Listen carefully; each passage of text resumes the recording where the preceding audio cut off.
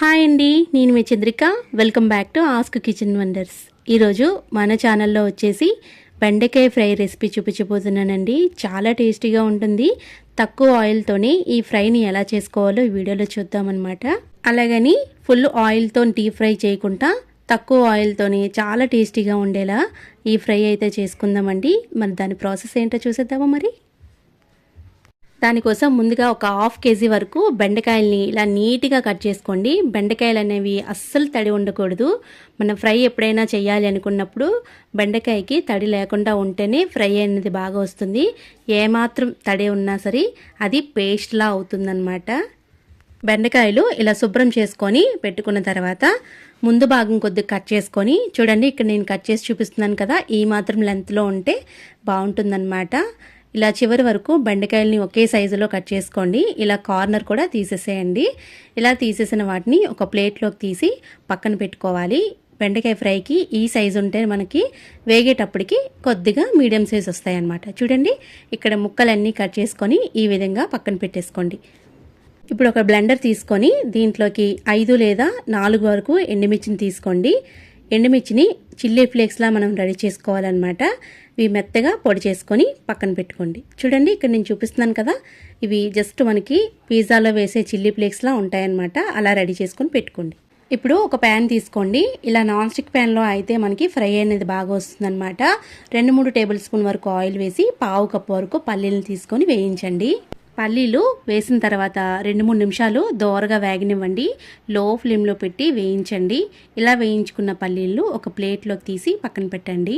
పల్లీలు మాడిపోతే మనకి ఈ ఫ్రైలోకి అంత బాగోవన్నమాట. పల్లీలు కూడా మెయిన్ ఇంగ్రీడియంటే కాబట్టి పల్లీలు మాడుకుంటే చూసుకోండి.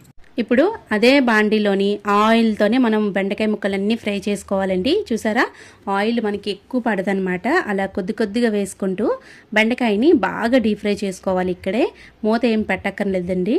అలాగే బెండకాయల్ని వేయించండి. హై ఫ్లేమ్లోనే వేయించాలి. బెండకాయలు వేగేటప్పుడు చూడండి, లో ఫ్లేమ్లో పెట్టేస్తే జిగురుగా వచ్చే అవకాశం ఉంటుంది. కాబట్టి హై ఫ్లేమ్లోనే వీటన్నిటిని కూడా మంచి కలర్ వచ్చేంత వరకు ఇలా వేయించుకొని ప్లేట్లోకి తీసి పక్కన పెట్టేసేయండి.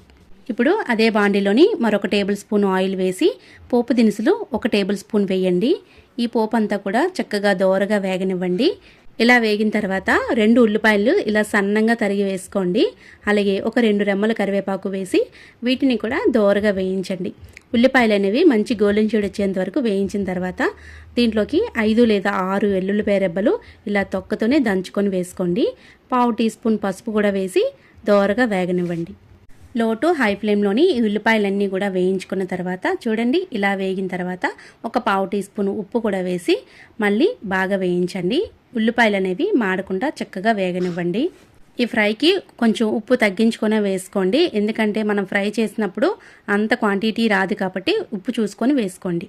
ఇప్పుడు వేయించిన పల్లీలు అలాగే వేయించిన బెండకాయ ముక్కలు వేసి మనం ముందుగా గ్రైండ్ చేసి పెట్టుకున్న చిల్లీ ఫ్లేక్స్ ఉంటుంది కదా, అవి కూడా వేసేసి వీటిని లో ఫ్లేమ్లో ఒక 2 మినిట్స్ పాటు మళ్ళీ ఫ్రై చేయాలి. మనం వేసిన చిల్లీ ఫ్లేక్స్ బెండకాయ ముక్కలకి బాగా పట్టి చాలా టేస్టీగా ఉంటుందన్నమాట. అంతే, చాలా సింపుల్ అండి ఈ బెండకాయ ఫ్రైని ఇంట్లో చేసుకోవడం. ఈ బెండకాయ ఫ్రైని రసంతో కానీ సాంబార్తో కానీ పప్పుతో కానీ సూపర్గా కాంబినేషన్ అవుతుందన్నమాట. మీరు కూడా డెఫినెట్గా ట్రై చేయండి. ట్రై చేసి మీ ఫీడ్బ్యాక్ని కామెంట్ కూడా చేయండి. వీడియో నచ్చితే లైక్ చేయండి, షేర్ చేయండి. మరైనా టేస్టీ అండ్ సింపుల్ రెసిపీస్ కోసం మన ఆస్క్ వండర్ ఛానల్ని సబ్స్క్రైబ్ చేయండి. Thank you for all.